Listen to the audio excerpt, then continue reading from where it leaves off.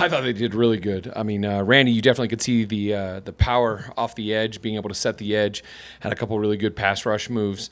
Very violent with his hands, which is all good. He's got fresh legs, so he's flying around. And then KJ had one touchdown on the side there. And, what's great for him is I just keep thinking about every time he goes up there, how many times he's drawn every single play over and over and over again. So the fact that he can get in there and knows the offense, I mean, he might be one of the best ones from the understanding of the offense because he's worked so hard, but he did a good job. The offense yesterday was clicking, it looked like. How encouraged are you by where that first group is right now? Yeah, they came out with a lot of intensity. I mean, we were throwing the ball around, a lot of good stuff. It's just one practice. We didn't have pads really, but they definitely brought a lot of juice, and love to see them score some touchdowns. Coach, does he still have time to get to a point where he can do enough before Seattle, where he can be involved? I mean, we're doing everything we can to get him in there for all the stuff that we do and everything that he's capable of doing. So we'll find out. Coach, will Billy Turner practice today, and did he suffer a setback last week? He did not suffer a setback, but he will practice today, yes.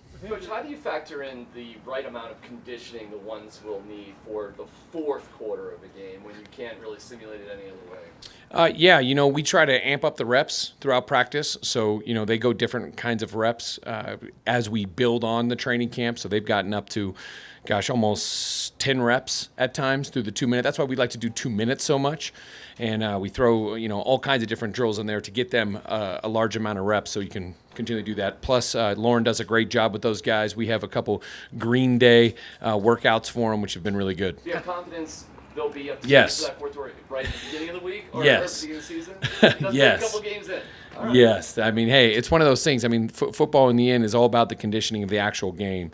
So, the first, September football has looked a little different compared to the past. So that is a reality. But in my mind, they got to be ready to go. There is no excuse. Since this is kind of the regular season simulation week, how much do you game plan for the Vikings Saturday? Not too much. I mean, we're trying to make sure we have everything in that we need for the season. That's the most important thing. We want to detail everything up that we've been doing, kind of go back and refresh our minds. Because once you get into the season, you get so locked in on that game plan each week. So we want to kind of do like a huge review. So we've got all kinds of tests, all kinds of different things we're doing with the guys competitively, just to try to stimulate them to all the way back to day one of training camp. But from a game plan standpoint, it's still just a preseason game. We've looked at them, so we know we're being sure that we're doing stuff that is going to be successful versus them, but it's not as extensive as a usual game plan. As a coach, head coach, you connect with players on a different level than I think most of us are used to seeing. How do you then deal with this last cut down, these next week and a half? Do you talk to the players about their approach? Because obviously the anxiety starts to enter here. Yeah, I mean, it's one of those things. I mean, it's there. I'm not going to ignore it. It's awkward at times. It's rough at times, but it's about addressing it and hitting it, head first. And so those guys know I've brought it up. I mean, it's just part of the game. It is what it is. And for me, I always want to be sure that I talk with them. And sometimes they don't want to talk. They're not happy about it. And I understand that. I respect that. But unfortunately, that's part of this business. What did you There's take been a from big conversation about the block Moss put on Thibodeau in terms of cut blocking within the tackle box. I'm curious what your opinion of that is and how you guys coach that. I mean, that's part of the game. I mean, a lot of cutting has been removed, which from an offensive standpoint, it's frustrating because it definitely gives you somewhat of an advantage. Those guys are unbelievable athletes, and they can do a lot of things, so sometimes it's hard to go at them and block them just normal, so you can't get the edges, you can't scare them at all, and you want them to slow down a little bit, especially when they're rushing the quarterback. So that's part of the game, and right now it's part of the game, and we embrace it. Time for a few more for the coach. He hasn't had a catch in a couple of years, but what do you envision him and his production this year as that fullback tight end hybrid? Yeah, I mean, he's a guy that has come out here. He's kind of played that swing position. He's been both fullback. He's been on the line. He's been a Y during 11 personnel. So he's a guy that he's kind of like that Swiss Army knife. He can do so many different things. He does a really good job stretching the field down vertically, but also has done a really good job learning the fullback position and how we want to do it. So where that goes, I mean, you never know. We want to be as multiple as possible. We want to take advantage of defenses. So as much as we can utilize him in that role, we will. You talked about Russ is a guy in his career who is able to make some pretty incredible plays out of the pocket, late in the play, but has also taken a lot of sacks.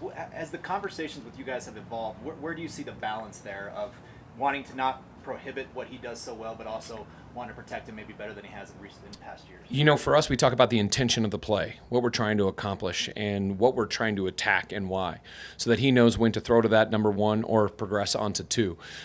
As a coach, you always plan on never getting past two, but, you know, in the reality of it is sometimes that happens.